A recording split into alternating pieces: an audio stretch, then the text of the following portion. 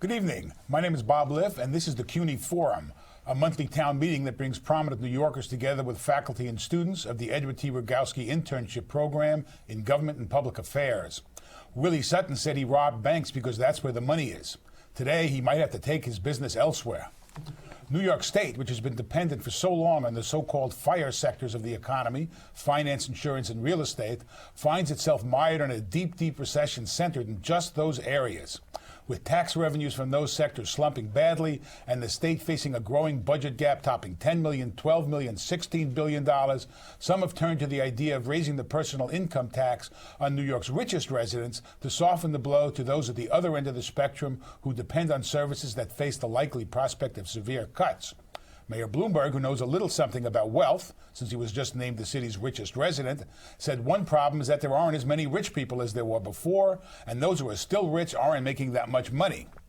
The debate in Albany centers around two diametrically opposed views of the impact of raising income taxes on high earners. Bloomberg, and in a recent op-ed in the Daily News, leaders of the State Business Council and the city's real estate board raised the specter of rich people fleeing New York for less financially burdensome climes.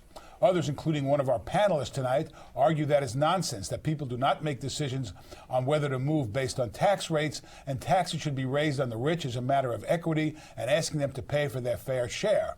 A third view, expressed by another of our panelists, dismisses linking tax rates to mobility of the rich, but instead argues that we should be lowering taxes to enhance our state's competitive position vis-a-vis other states. What's a public-minded citizen to do and think? We discussed this question with four New Yorkers who take part in that public debate. Mark Lieberman is a senior economist at Fox Business News. E.J. McMahon is a senior fellow at the Manhattan Institute and director of the Empire Center for New York State Policy. Jason Angel is the director of the Center for Working Families, which is allied with the Working Families Party. And Emmanuel Ness is a professor of political science at my alma mater, Brooklyn College. Jason, let me start with you. You just came out with a report analyzing the proposal for what's called the fair tax, a millionaire's tax. Are New Yorkers overtaxed? Well, I think the real problem is who's being taxed and who's overtaxed. And if you look at the tax system today, you find that it's the New Yorkers with the least income that are carrying the greatest tax burden. So a study by the Institute on Taxation and Economic Policy finds that New Yorkers who are in the bottom 20% of the income category, those earning less than $15,000 a year, pay almost twice of their available income to taxes, and that's all taxes. Twice the percentage. Twice the percentage, twice their share as the wealthiest 1%. So I think it's worth noting that that's property, sales, excise taxes, income taxes combined, and that's a result of over the last 30 years, New York State has cut its income tax rate on the wealthiest New Yorkers in half, from 15.375% to 6.85%, which has really caused a shift from income taxes onto increased property and sales taxes that are hitting poor New Yorkers the hardest right now. E.J., I'm going to ask you the same question. Are New Yorkers overtaxed? Well, New Yorkers are overtaxed. There's no question about that.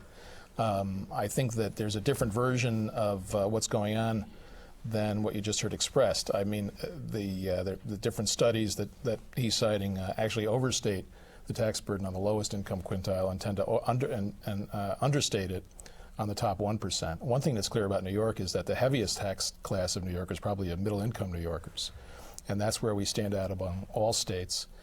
Even the study that's often cited in support of this tax increase shows that the top 1% in New York pay about I think it's the fourth highest tax burden in the country by that study's standards, which I think are flawed, actually understated. So it's not a matter also of that incidence of taxation, because part of what's been claimed also is that the tax is not fair, or that people in upper income brackets aren't paying their fair share, and I think, as we'll discover, that's not true either. Mark, we've seen the argument that Mayor Bloomberg has made about that there's an attempt to soak the rich. We've seen kind of a politics of anger coming out. You saw it in kind of single-mindedly targeting the bonuses at AIG. It's happening in Washington. Is that a reasonable view? Well, we certainly have seen it with the AIG bonuses and the attempt by Congress to narrowly attack one group is probably misplaced. I'm not going to get into the legality of it because I'm not a lawyer. But, when we think about the idea of going after one specific group, we lose sight of a larger picture. New York State, let's step back a little bit and think about why this millionaire's tax is being proposed.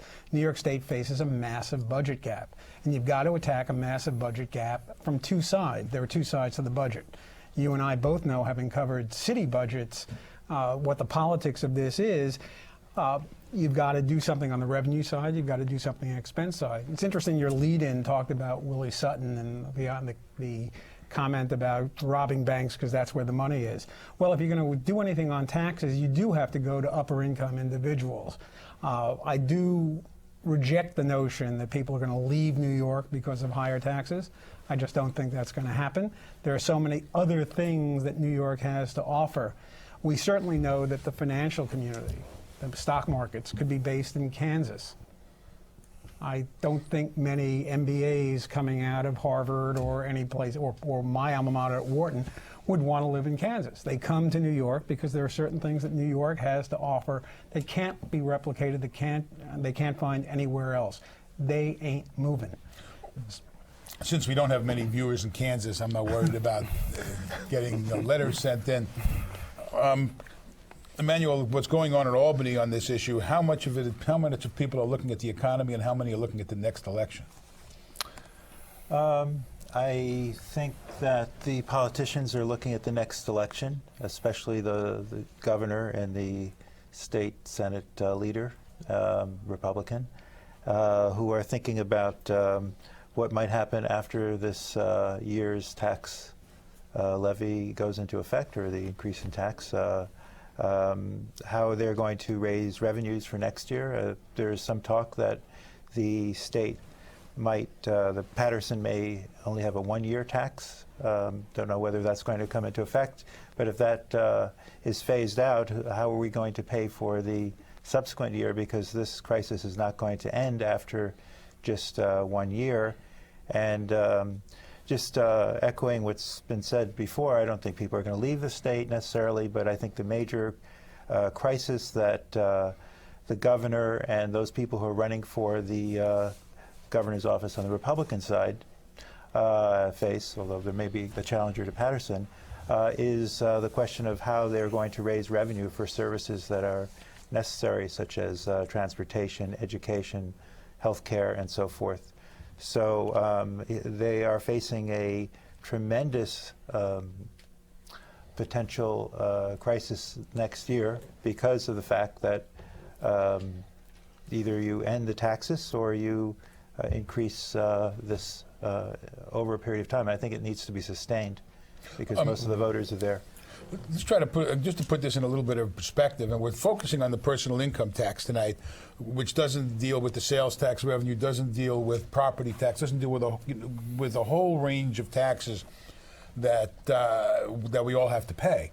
If you look strictly at the personal income tax, and working off of a chart that was in the Center for Working Families report, New York is actually, strictly in terms of the state personal income tax, not counting the fact that we have a 3.2%, I guess, top rate 6.5 for city tax for city residents, is actually 14th in the country. Jersey has a higher personal income tax rate of, I think it's 8.9%. Ours is 6.85%. Yeah. Connecticut is 5%. I think Pennsylvania was 3%. So, I mean, is this does this drive the debate at all? I mean, well, competition does drive the debate. Looking just purely at the marginal rate can also be misleading. The marginal rate, as an economic matter, is usually identified as the most important thing. It's the most important incentive effect on when people choose to invest and work and save money in a particular place. However, just looking at it in terms of the rate and comparing us to New Jersey, for instance, can be misleading. Virtually everybody in New Jersey who makes under $700,000 a year pays lower taxes than they would pay in New York. Not New York City, in New York State. That's because the structures of the two taxes are very different. I think what you need to look at is your competition in your neighboring states, including New Jersey, where I said everybody making under $700,000 makes less. And look at Connecticut, which has a top rate of 5%. Look at Pennsylvania, whose statewide rate is 3%. Look at Massachusetts, whose rate is 5.3. The norm around the nation for states with income taxes, the rate alone, I think the norm for top rates is right around where we are. And then the highest is California, just went slightly ahead of New York City. New York City is 10.5%. California is now. New York City combined city, and state. Well, you pay them both in the same. You cannot escape it. I mean, it's on the same form. So, the rate is very important. It is a signaling mechanism and a very important one. It affects incentives very strongly at the margins, but also you can't judge the weight of a tax or the burden of it based solely on the rate. I think there are a lot, you can't isolate this to the income tax. I know you wanted to do that, and that's what you said a moment ago. I mean, I said because it is. You have to look at the entire tax burden, and our state sales tax differs from that of New Jersey, and the items that are taxed, it differs from that of Connecticut. Our property taxes in the city are much, much lower than they are in neighboring communities, certainly in neighboring states. I'm not even talking about the New York suburbs. So I'm not sure you can just isolate it and say, well, let's look at the income tax and say we're heavily taxed this way or that way, because it's the entire tax burden. It doesn't really matter to me when I pay my tax or when I fill out my federal income tax, and that's another issue we have to deal with. I'm going to put down what I paid in taxes, whether it be property taxes or income tax, and that's going to be a deduction for me, or deductible expense, I should say. Not for long. Well, that's a separate issue, and we do have to address that of what if there is a federal tax. I won't call it a reform because that's judgmental. There's a change to the federal tax structure and federal tax system. Well, I think that also gets to the point that was made about making progressive income tax reform permanent instead of just using it to face the deficit in the next year and the year after that. Because if we don't make it permanent, we won't have enough state revenue to start addressing the public service needs that are going to be ongoing, and to start reducing property and sales taxes and taking pressure off them at the local level, which will end up making New York probably more competitive for business in the long run anyway. Again, the politics of the situation in Albany, are the rich an easy target? I think those people who we characterize as rich are really people who have power, and people who are making a lot of money. The millionaires, so to speak, are making it in many ways that we are now finding are unauthorized and unethical. That the financial bubbles and the housing bubble, and before that the IT bubble and so forth, were in many cases means of enriching people in ways that were highly unethical and in some cases illegal. The deregulation of the banks, the Glass-Steagall deregulation in '99 and beyond have destroyed the New York City economy. We did depend on the financial sector, or we thought we did 15 years ago, but we have to question whether that dependence was really a smart way to go. I think we have to reorient the way we think about who the rich are and whether they really benefit the economy. At this point, I think a lot of us are looking at the rich and seeing their wealth, that they are not generating wealth, they're actually eroding wealth. I mean, they're engaged in speculation. Speculation, by its very inherent nature, is a personal endeavor that is not based on advancing society as a whole. Well, that's not necessarily so. I mean, there are risks and rewards, and you're not going to encourage somebody. What are the risks? You're not going to encourage losing your money, losing your investment. People who create wealth and jobs take risks all the time. I mean, you're painting with a broad brush the whole entrepreneurial class. Here. Yeah. Half the income that people earn in the upper two top tax brackets is small business income. Okay, well, it's people who invest in small business. It's people who are partners in small business. Okay. You're talking about economic decision makers, you're talking about entrepreneurs, you're talking about people who are not yet rich, however you want to define it, but maybe, and whether they stay and become rich here to the enrichment of us all or become rich somewhere else. What troubles me about this campaign is the portrayal of this, or the notion that's buried behind all this, that there are people out there who've got money, it's a big pile, they got it probably from in some nefarious way, and they now have it stuffed in their mattress and won't take it out and share it with us. That's silly. That's not the way the economy works, and the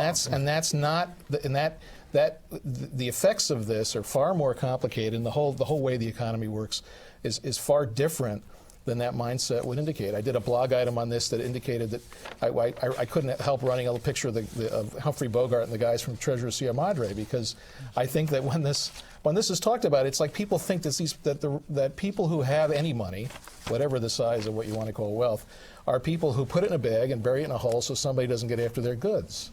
And by the way, wealth is not the same as income, which is another thing to remember, Well, which is what we tax. Well, and that goes into whether into fundamental changes into our tax system, whether we ought to be going to a value-added tax or some consumption tax. But that's a whole other subject. It's a good subject. But I mean, I don't think the point beyond the campaign is that rich people are nefarious, or that's blaming the rich. Evil. I think I don't think that's the point. I think if we put it in a broader context, look at the budget deficit projection today. It's $16 billion.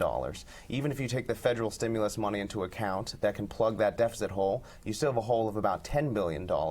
So if there's no ways to pump more revenue into the system, you're going to have to cut programs down to the bone. And we know as jobs are being lost and people are losing their insurance, it's the worst time to do that. So it's more the question of how do we collectively in New York deal with the deficit, face the deficit, and make sure that everybody is sharing in the sacrifice to meet what is one of the worst times since the Great Depression. May I reply to that? Sure. That math is wrong.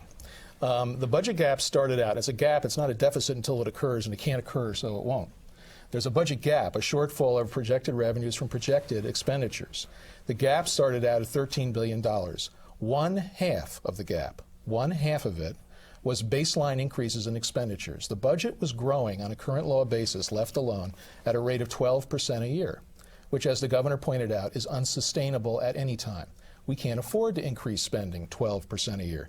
What does the governor's budget do? By the way, there is no gap in the governor's budget, except with updated revenue projections now. They're going to need to find another $2 billion worth of changes and actions because of the continuing erosion in the economy. Because the revenue projection is now lower by But $2 billion. the governor's budget does not cut spending to the bone. The governor's budget increases spending by 1.7%, which is faster than the current inflation rate.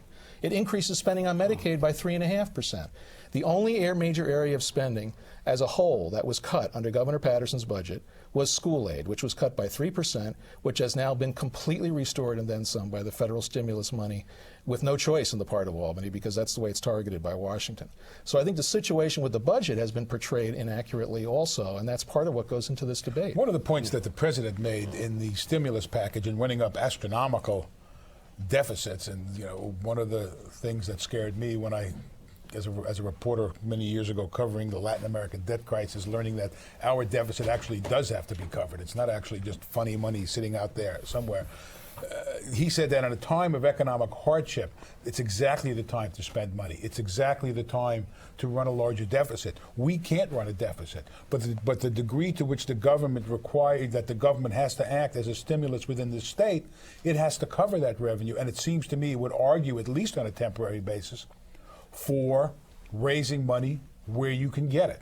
Well, that's a Keynesian argument about a national economy, and the stimulus bill reflects that argument winning the day. But I'm saying, but take it down to a state level. If the same logic applies, It then doesn't. The state doesn't have the same options, but I mean, Well, it doesn't. It has a limited number of options, and raising the tax is one of those options. But if you end up, as the president's stimulus package does, or attempts to, of putting people to work through what he's calling shovel-ready projects, and there's a distinction within what the president has proposed of programs and projects. Projects are essentially one-shot proposals to build a bridge. You're not continually build and rebuild the same bridge, as opposed to an ongoing program. If you take a page out of the Franklin Roosevelt attempts to address the Depression, and remember what Roosevelt did. There is the argument that Roosevelt didn't end the Depression with his various spending programs, but in fact the war. World War II But did, right? indeed, there was. Well, then you can make the argument. Then why don't we spend domestically the way we did in World War II? But arguably, I don't want to go back to we want to talk about New York State, but clearly the New Deal stanched the flow. I mean, it may not have rebuilt the economy, but it stopped the downward slide, which is what you have to do before you can start to build. So, at that point, when you had a quarter of the people unemployed, which is much worse than now, he was able to... Actually, it's not much worse than now. We have more unemployed today than we did during the Depression. Because people are off the books. Because we count unemployment differently today than we did in 1934, when the unemployment rate was 24.9%. In 1940-41, Roosevelt tried to raise taxes on the extremely affluent. Those people are making probably the equivalent of $1.5 million a year with the cost of living increase. And initially he failed and had to go to a different level. But when the war started, the initiation of progressive tax was put into place in a large scale that was accelerated through the war years. And that taxes remained in place, as you point out in your report, up until the 30 years ago or so. And not only on the federal level, it started declining under Reaganism, where we had then 100% and then 90% rates, and then it was cut to 50% and so forth. And I know that you provide an analysis where you show that with the contribution of the federal taxes, people pay less in the state of New York because their federal obligations are reduced in some ways. But I think that if we look at all in all, the standard of living in New York State has declined dramatically over the last 30 years. Services and access to public services that were in place, universal education, are no longer available to the majority of the population. And we really need to come up with a means to address this budget crisis that we have today without hurting so many people. Let me ask you a question and kind of go around, if I could. But in 1970, the tax rate in this state was over, the state taxes, let alone the federal taxes, was over 15%. That's right. And I would think that there's a matter of balance here. I mean, what the Center for Working Families, the Working Families Party is talking about is not going from 6.85 to 15%. You're talking about going up by 2% or on the higher incomes. Talking about a 50% increase in the marginal rate, the largest since 1961. But to say a 50% is still not taking it anywhere near what it was at the height. No, but that was a different tax base. I mean, there's a different version of history that's being put out here, okay? And the 70s were what? That's what great. I mean, the reduction of that rate, first of all, the state income tax applies to taxes defined on the federal income tax code, okay? Do you know what the federal income tax base was like before 1980 and especially before 1986? The answer for you is it was much narrower. It was shot through with loopholes, deductions, shelters. It was a different tax base, number one, okay? The top federal rate in the 70s was 70%, all right? The 15% top rate in New York, or 15.37 at the peak under a surcharge that was temporary, was fully deductible by from people your who federal paid taxes. it. From your federal taxes. The net cost to you of a 15% rate was 4.5%. Flash forward to 2008. Your 6.85% rate is partially deductible, but let's pretend it's fully deductible. If under full deductibility, that 6.85% costs you about 4.5%. There's been no change, except it applies to a broader base. Remember that this reduction in the marginal tax rate in New York, this wasn't some plot that everybody fell asleep and some rich people came in and, fixed the tax code in their favor over 30 years when no one was looking.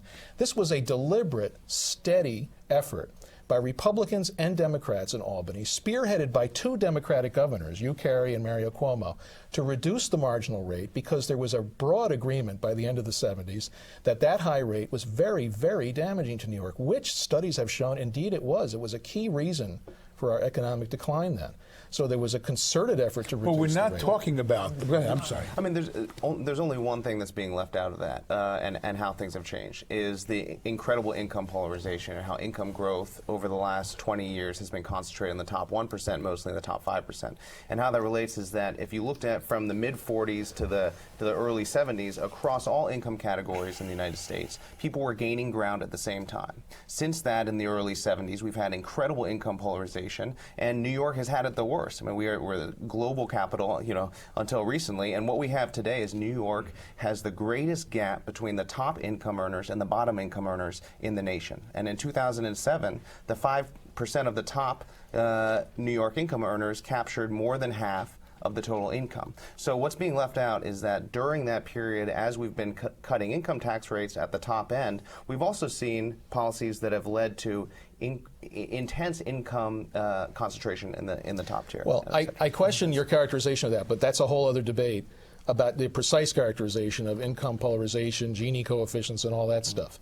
However, the New York State income tax rate is not responsible for what you're talking about, number one. Number two, to the extent that the incomes of the wealthy have increased, so has their share of the taxes. In fact, it's increased faster because the Pataki tax cut, which was capped the other tax cuts, specifically was designed to deliver much, much bigger savings to the low income and middle income portion of the tax base than to the upper income, so that a greater portion of the remaining tax burden was shifted up the scale. Sure. When Mario Cuomo left office, the top highest earning 1% of New Yorkers paid 25% of the state income tax. In 2007, the peak of the last boom, they paid 41% of the income tax. And no, their income wasn't 41%. It was in the 30s, mid-30s somewhere. That's the way the tax works. We have a progressive polarization. That's why we're so polarized. But if they're paying tax on the income, nobody was complaining when the city was making money, so much money that it can increase its budget an average of 8% a year and still have surpluses. If we're depending on such a small share of the population, that's 1%, a problem. Bingo. That is, no, and I agree with you. That's a problem. I have an ethical disagreement. For 40% or more of the taxes, that is a problem because we should spread the wealth around, and yes, income redistribution on some level. Then you're making this an income redistribution conversation. No, I'm extending the discussion that if we have so great polarization in our income distribution and wealth in this society, and in New York State in particular, I think there is the reason why we have so much of the top tier paying 41% of the 40% of the taxes paid by the top tier or more. Right. So that's a problem. Isn't and this the problem is exacerbated related to what do you think will happen? Isn't this exacerbated by what we just saw? I mean, that we have the concentration of the financial sector here in New York, specifically in New York City, and that would contribute to this income gap that you're talking about. And we just saw it with AIG. We just saw it with other Wall Street banks. Yeah, the Wall Street investment banks. Talking about, isn't the essence of progressive taxation basically redistribution of wealth? I mean, at its core, that's what progressive taxation is. It's taking, your rate goes up on that portion of your income that is above a certain level. I mean, so it is redistributive. It is, and it is a progressive income tax, despite what's been claimed. And the fact that the claims that have been made that it isn't are misleading, to put it very kindly. I mean, of course, the income tax in New York is progressive. I mean, I don't think anybody would claim against that. I think the issue is that it's not progressive enough. And if you look at the tax system today, the top rate is at 6.85% above $20,000 for individual earners. So that means if someone's earning $30,000, they're paying the same marginal tax rate as someone earning $3 million. Come on, the tax is not just the marginal rate. I mean, the income tax is progressive, but why do we cap the top rate so low? How much of your income will you pay in income taxes if you're a single guy, no dependents, no deductions of any kind, just the standard, and make just over the marginal rate or make $30,000 a year? What percent of your income will you pay in taxes, and what percent of your income will you pay in taxes if you make $1 million? Do you know? Well, we're a grassroots think tank, so I don't get paid very much, so I hardly even get to itemize my deductions. You haven't. This is a different tune, okay? You pay about twice as much of your income in taxes if you're at the top of the income scale. Taxes are a product not just of the marginal rate, but of the deductions, of the exemptions, and of your credits. Come on. I mean, this game has been played long enough. That tax is progressive any way you want to count it. I don't. If you're exactly why we ended up with an alternative minimum tax on the federal level. Well, I mean, I'm not sure where that comes in, but the point is the claim has been made. There's an attempt being made here to make people think, to make people who make $20,000 or $40,000 think that they pay the same tax rate as somebody who makes $1 million. That's not true. It's not true. It's not even close to true. Okay. Why do we have an income tax bracket that ends at $20,000 and $40,000? Because that was the tax structure developed in the name of tax justice by Assembly Democrats 22 years ago. 22 years ago, incomes have changed a lot. Maryland has a top rate about the same as ours. Okay. Their top rate doesn't kick into many hundreds of thousands of dollars, I think. Okay. It's very, very progressive. Would you prefer to trade for it? No, but I think we can, if we compare ourselves maybe you've read what I wrote about it then, which is that it's more progressive, but you'll pay a higher tax there. Well, if we compare ourselves to other global states like California, their top rate kicks in above $1 million at 10.3%. Oh, come on. Look at it. It's a mess. I mean, you got a problem. We have a worse budget problem than any state except California and New Jersey quickly approaching us because we are too dependent on a narrow pinnacle of high-earning taxpayers. You live with them and you die with them. That's the problem. We get 60% of our tax revenue from the income tax. It used to be less than 50 as recently as the early 90s. Are we dying with them now? I mean, we're in the bizarre situation what happens now is when you where you have a lot of people who made a lot of money last year who are out of work now If you having depend to on pay the their taxes based on last year's If you depend income. on the top 1% for 41% of your income tax, in this economy, what happens to you is your revenues plunge much faster than any other states. Same thing happened in California, which is even more dependent on high-income taxpayers. That's a problem, and the problem with the proposal to increase the marginal rate is we'd become more dependent still. There's been several reports done on this. The Rockefeller Institute in Albany did it, nonpartisan at CUNY. The tax code will become more volatile and less stable. You don't want that. That's a bad thing. That's like gyrations. That's like knocking something out of kilter. You'll be back every few years with another crisis and another need to increase taxes because you'll be that much more dependent on a fixed and stagnating number of people who have the money to be hit by your tax increase. That's a problem. Let me go to a question over here. Tell us your name and the campus you're from and speak up, please. Hi, my name is Kevin Peng. I'm from the John Jay College of Criminal Justice. Our panelists have discussed that the tax reform could also be seen as a way to redistribute the wealth and as a progressive tax. But can it also be seen as a socialist tax? A socialist tax. Well, since we just came out of the Bush administration, the most conservative administration that screwed up the economy so badly that they turned us into Sweden. Who wants to, by having the greatest federal intervention in the economy in our lifetimes? So who wants, I mean... You're using socialist as if it's a dirty word. Well, the label has been put as dirty. Well, is it really a socialistic economy because of the tax system that you're talking about, or because of the services that the government is attempting to, or perhaps arguably should provide? Well, in countries like Northern Europe and Sweden and Germany and other countries, you do have 50% income tax rates, but you don't rely on 41% of the tax revenue on the millionaire population. You have a generally more equal distribution of wealth, and if you call that socialism, I support that, where you have a society where people have proper health care. They live much longer than we do here, especially in New York State, where we have shorter life expectancy than most places. Those are the kind of trade-offs that societies and governments make. People are educated. People have their DACAs in the countryside in Sweden. They have second homes and so forth. I think that this is a fundamental discussion about how we're going to distribute wealth in society. Or, a house in the country or something like that. Right, People go on vacation. People in France have 4 weeks of vacation, and they spend their time maybe protesting, but that's a good thing. But the fact of the matter is that I think when we live in a society that depends on millionaires to pay 41% of the taxes, that in itself tells us that we have a problem, a significant problem of I mean, how much society. of this You don't have a problem- solution for this, do you? I mean, I'm very concerned with small business owners who are losing their businesses, who cannot support themselves, and whatever the amount that they make, most of probably New York Staters, income earners depend on small business for their jobs. I would argue just as the nation as a whole. And if you have them going out of business on a regular basis, that's very serious. And they're not the ones paying. They're not the millionaires. They're not paying the. But they are victimized by the largest credit share. crisis and everything else Absolutely. that's going on. And they're not the ones that speculated on Wall Street. And that I don't consider that work, frankly. No, I still have trouble with this characterization of speculation. I mean, yeah. it's We could talk about it.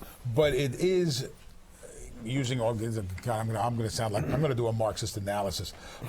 It's not a productive use of money. In other words, there's nothing in between. Using money to make money as opposed to when we used to produce things in this city. When I was a kid, when you were we a kid. don't manufacture things in the nation. Forget just the city or forget the state. But that's a profound change we've shifted that's to a led service. to this kind of Manufacturing represents about 11% of employment nationwide. Construction, probably around another 9 or 10%, and the rest is service. I mean, again, we also have, you know, a new economy where the jobs that are being created are having to shed healthcare benefits, where we're needing to compete with a global workforce, where we need to pump more money into our public schools, into our higher education system. Well, there are And a so lot the of I things mean, that have EJ shifted. raises a good point. How do we pay for those things? How do we pay for those things that we need to be competitive in the long run? And you know, where do we get that revenue from? I'm sure everybody sitting out there shops online. And no? Okay, I take it back. But I'm sure most of you, let's put it that way, shop online. And what are you doing when you're filling in an order form online? It's what you're not doing. No, it's you've taken away someone's job. Yes, ma'am. Speak up, please. Good evening. My name is Ashley Espejo, and I'm a student at John Jay College. One question I have is, given the trouble Governor Patterson is having with the budget, how would it affect his chance at re-election? Well, first of all, it's election. Can't help. It's election, since he was never elected governor, so it's not, you know. But that's just the purist in me. I'm sorry. I would only note that his poll numbers, which now are the worst in history for a governor, are peaked when he spent the summer and the fall warning about how tough the budget situation was, and that hard decisions would be necessary, and that we would need to curb the spending in the budget, and he'd have to do some things that were difficult. As long as he was talking that way, his approval ratings and his poll numbers continued to rise. His numbers began to sink after he put out his budget, which included a very large collection of tax increases, and which also was kind of unfocused and irresolute in many other ways. But yet the governor is very resistant to the so-called millionaire's tax. Well, is he? I don't know. What day is it? I mean, by the time you're watching this, He certainly you'll know. has been publicly resistant to it. More or less. Sounding a lot Yeah. like the mayor. I think with Cuomo going on attack, Andrew, that is for these excessive bonuses to the AIG executives, I think Cuomo might actually potentially pose a risk to the governor, and that maybe he doesn't so much have to look to the right, but maybe to the left in this context. With what Andrew Cuomo is doing, we were talking about this earlier, that's one of those unintended consequences that we read so often about economics. As AIG executives are giving back their bonuses, how much of New York State taxes are they not paying? Millions. Well, it's true. I mean, and it's because of the collapse of the financial sector that generated such an incredible percentage of our tax revenue that the rest of us haven't had to pay. And so, I mean, the mayor's argument is there's not that many rich people. They're not making that much money. It also goes to the distinction between wealth and income. So, wealth may not be down. Wealth is down, but income is down even more than wealth. Well, I think the mayor is one of the few billionaires whose wealth went up, according to... Yes, that's the mayor. Well, that's because Merrill Lynch sold its stock for the first time they could get in Bloomberg, for the first time they could get a sense of what Bloomberg was worth, because it's basically a privately held company, even though it's not technically privately held. He owns 83%, something like that, some incredible amount of a very large company. So, yes, sir. Hi, good evening, gentlemen. My name is Simon Chen. I'm from Brooklyn College.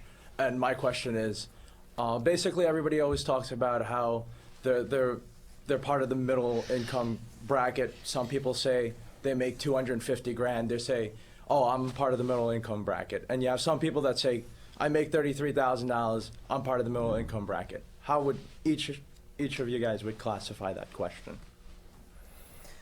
What is middle class? Well, good question. Or middle income? Right now, both of the proposals for progressive income tax reform put new rates starting at $250,000. A lot of people have raised, cries. You're taxing the middle class there. But if you look at it based on 2006 income tax data, people earning over $250,000 in New York are less than 2.5% of New Yorkers, of tax filers, based on 2006 tax data. So to me, that's not a definition of the middle class when it's only 2.5% of New Yorkers earning over $250,000. Median household income in the United States is around $50,000, give or take. But I would invite you to go to foxbusiness.com, because we do have a calculator there that goes through income tax rates and percentages of income, and what percentage of the population earns what amount of income. It's a very interesting page. It's buried somewhere on our website. Well, those figures are different in New York City than they are in the Yep. rest of the country, of course. I would only point out that the Assembly Democrats have already passed a rent regulation bill that it would extend rent regulation on apartments and impose restrictions on the ability to raise rents on apartments occupied by people making up to $240,000. So that's their answer to the question. I don't. It's a difficult concept to get your arms around. I think most people would agree that in New York City, the middle class extends, and there's been some number of studies on this that have tried to take it on. From the middle class probably extends from above 50 to approaching 200, probably, depending on what the nature of somebody's lifestyle is. There's a lot of people who make low six-figure incomes or $200,000 incomes who would tell you they're living paycheck to paycheck. Well, because our housing costs are inordinately high. There's sunk a lot of money in their obviously- house. They've got a very expensive, situation. I think Andrea Pizer in the Post had a column on one such family today or yesterday, as a matter of fact. But the thing is, I think it's a mistake to look at this in terms of figuring out if we could only find out what isn't middle class, we could tax them. Because I think you need to look at this in terms of what it means to the economy, and you're basically creating a disincentive, a very strong disincentive at the rate that's being talked about, to invest and save, create jobs, start businesses, keep businesses in New York. Now, there's a wealth of economic research that shows that that's the effect of higher marginal tax rates. And I think that's what we need to keep in mind here, not trying to figure out who's in the right class or the class we don't mind taxing. Because I think that can be an endless discussion. The class you don't mind taxing is the one you're never going to get into. That's why people when they polled this and they asked, how do you feel about raising tax people making over $1 million? Overwhelmed, as always, and throughout all time, people said, fine, that's great. How about over $500,000? Fine, every large number. When they did the poll and said, how do you feel about raising taxes on people making $250,000 or more? I think the margin went down to maybe 59 or 60% from nearly 80%. Because there were enough people answering the poll, not that make $250,000, but they know somebody who makes $250,000, or they can picture themselves someday maybe making $250,000. So that's when they began to rear back from it. And that's why this becomes, to me, it just becomes an exercise in people figuring out what class they're in and taxing the other guy. Just very briefly, I think maybe we're not focused on the right issue because, we're focused on taxes. But what does taxes go to pay for? It creates jobs in the public sector and the private sector. When we contribute to Medicare or Medicaid through the state, that goes to pay for pharmaceuticals, it pays for doctors, it pays for hospitals that are proprietary in many cases. That many people's jobs depend on education, including my own. People's jobs depend on health care, housing, and so forth that are paid through, and construction, through tax dollars. So, we can look at all the problems that we have with paying taxes as if we're paying to some sovereign king that we hate. But we're actually paying the money to ourselves. And so it's not really so much of a redistribution. It's about equity. It's about creating a society which we can all live in, that we could talk to one another in a fashion that is not based on antagonisms of unbelievable distributions of wealth where you have Bloomberg, who's, what is he worth, $20 billion? And, forget about 250,000. Billion here or billion there. Yeah, and other people, or oligarchs, really, Trump and Bloomberg, and other people making 33,000 or less. I think that really we have to see what that money pays for. It's not just a one-sum game. We're not paying the taxes to a king, as we did 1,000 years ago, or 100 years ago, 500 years ago. Yes, sir. Good evening. My name is Moderator Nikolai. I'm from John Jay College of Criminal Justice. My question to you guys is, since there's a gap between the top and bottom classes of society, who do you believe falls into the middle, and is there still a middle class, and why are they being targeted the most? Or is the middle class? I mean, there's been an argument talking about income disparities, that the middle class has been disappearing, and you often hear it that, especially in Manhattan, but even more broadly in the city, that it's becoming a city of the poor and the rich. Well, there's a case to be made that is in itself a result of the city's tax structure and tax code, not specifically just the income tax. New York City, and I don't know if everybody here is aware of it, has extraordinarily heavy business taxes. It has the heaviest business corporate income taxes in the country by far, by a factor of 2. This is an extraordinarily expensive place to do business. And the message that it has sent to many businesses, especially businesses located in more expensive areas such as Manhattan, and this has been a trend we've witnessed over the last 30 years with the exodus of corporate headquarters, for instance, is you don't want to locate any operation here that's not extraordinarily profitable and productive.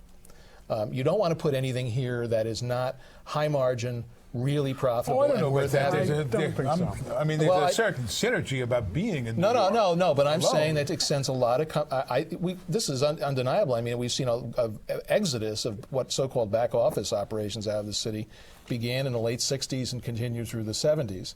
And I think that one reason there is less of a middle class in the city and fewer job opportunities for people in the broad middle, that is middle management jobs, that kind of job in the corporate sector, is because the corporate sector moved a lot of middle management out of the city along with the headquarters in the 60s, 70s, and 80s because it's an extraordinarily expensive place to do business. And Is that because of taxes or is it because of labor costs? well, taxes, no, the taxes feed the labor costs. I mean, the per square foot costs of being, for instance, in Manhattan in particular, which reflects in part the taxes.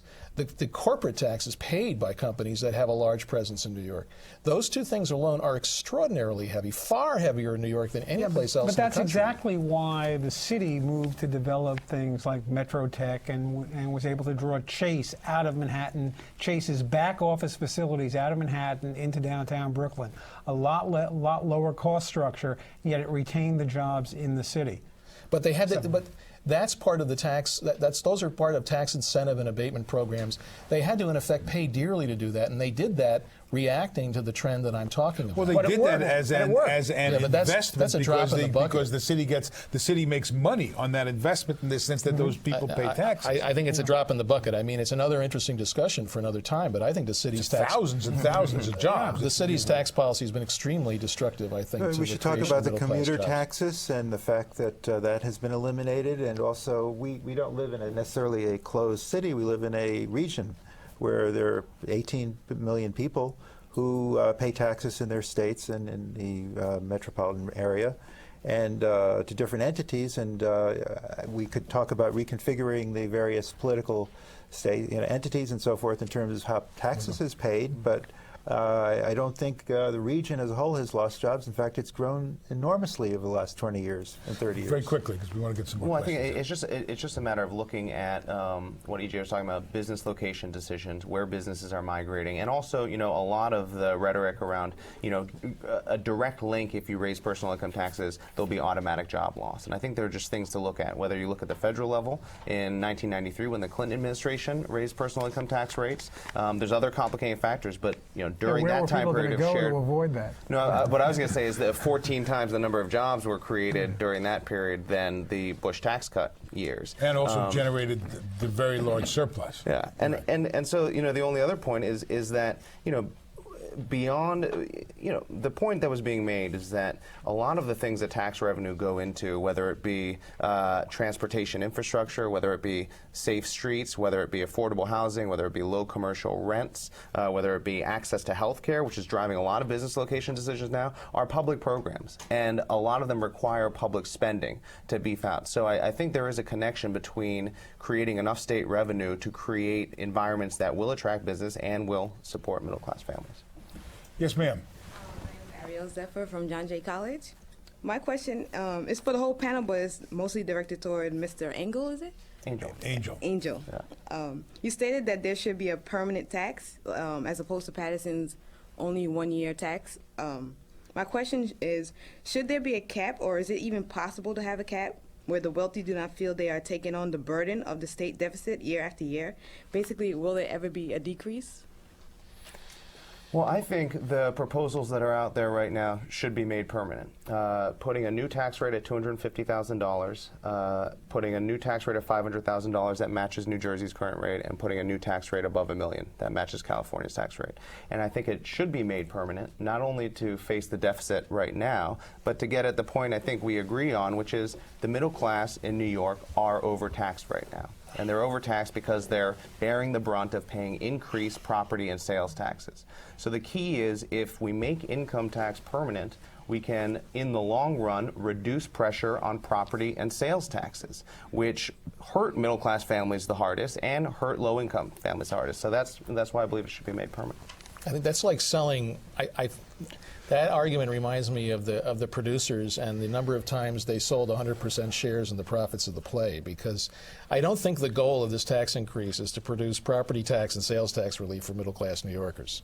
I have to say that I think the purpose of it is, the very pragmatic purpose of it, and I agree very much with what you said at the beginning, is to fill a hole, that there's a knowledge, I think, by the proponents of this tax that New York State has had a permanent hole blown through the heart of its revenue base. Because Wall Street's never coming the old back. Wall Street that was generating these incredible profits and revenues over the past, depending on when you look at it, 8, 10, 15 years, that's not coming back. And there's a hole of anywhere from $3 to $4 to $5 billion permanently. It's not going to come back quickly. So I think the tax is designed to replace that. It's not, but I think that the primary motivation behind this tax is actually to sustain the deals that a lot of special interests have in place, quite frankly, including collectively bargained wage increases and benefits for public employees, which we haven't talked about, but which is really also at the heart of the debate. And that once we get through paying for those with this income tax increase, this is not going to be a situation where we then lighten the burden on the middle. That's just not going to happen. Yes, ma'am. Good evening. My name is Christina Chase, and I'm a student at the MCC. I agree with Professor Ness in his support of the progressive tax. As you know, progress is what's necessary for a time like this. But do you think the millionaire's tax would actually reduce the gap between the top 1% and the bottom half, especially in consideration of hindrances placed historically? Do you want to answer? No, take them. I'm an expert. Or do you want to take it since it's your proposal? No, I'm not an expert on that. I mean, I think the point of that tax is not to redistribute wealth. It's not saying, oh, the wealthy are bad for having that level of income. It's you hope that the redistribution of wealth comes from investing in public programs and services that allow people to compete on an equal playing field, and over time reduce that income polarization by getting access to good education, by starting their own businesses, by having access to quality health care, all the things that would be in place for them to move forward in life. So it's not, the idea of the tax reform is not to redistribute wealth from the top to the bottom, it's to sustain our public programs so people can move forward. But it is in life. also an argument to equity. I mean, it is an argument that, to that degree, saying when you, by the nature of saying that the tax structure is unfair, there is, at least buried in there, an argument about redistributing wealth. But it also goes back to what I said earlier, what you said at the top of the broadcast, that on top of this discussion about Willie Sutton, about going where the money is. And, if we are going to look for improved tax revenues, we're not going to increase the tax rates on people earning $20,000 a year or $10,000 a year. But we are raising fees and all kinds of, maybe raising the cost of their subway token or whatever, or Metro card. I will respond. I agree with the point that I think that there is probably a $5 billion permanent hole in the budget as a consequence of the Wall Street meltdown. And I also think that ideally, if we lived in a society that was more equitable, more people would share the burden. So I think we'd solve your problem with the millionaire's tax if we were able to provide a more equitable tax all the way to the top, so that the burden would go down to a certain extent as fewer and fewer millionaires were developed.